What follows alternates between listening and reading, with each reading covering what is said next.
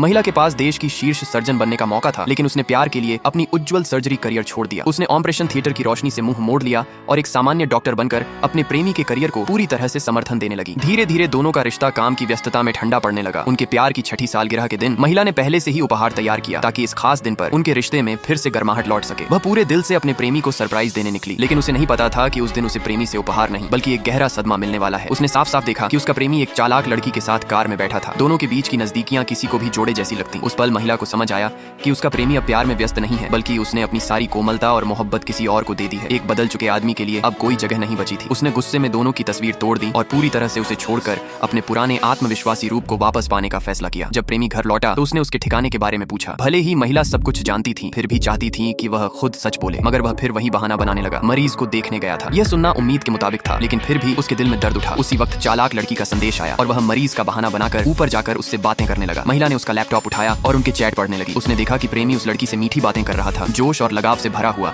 जबकि खुद उसके लिए हमेशा ठंडा और दूर था। आखिर में उसे पता चला कि प्रेमी को इस खास दिन का पूरा ज्ञान था, बस उसने सारा समय उस लड़की को दे दिया था। थोड़ी देर बाद प्रेमी ने महिला को एक उपहार दिया। उसे मालूम था कि यह उस लड़की का फेंका हुआ सामान था। उसने गुस्से में बिना सोचे उसे आग लगा दी। जब वह घर छोड़ने के लिए सामान पैक कर रही थी तो उसे अपनी सपनों की हस्ताक्षर वाली तस्वीर मिली, जो उसके लिए दुर्लभ थी, पर उस चालाक लड़की के लिए साधारण चीज। यही सोचकर उसका दिल टूट गया। तभी उसी लड़की ने वीचैट पर उसे संदेश भेजा, उसे कुछ फाइलें देने आने को कहा और साथ में प्रेमी के साथ अपनी फोटो भी भेजी। ये खुली चुनौती थी। महिला ने बिना झिझके उसे मना कर दिया। जब प्रेमी घर लौटा और चारों ओर फैला सामान देखा तो घबरा गया। उसने पूछना चाहा, पर महिला ने एक हल्का सा बहाना देकर बात खत्म कर दी। धीरे धीरे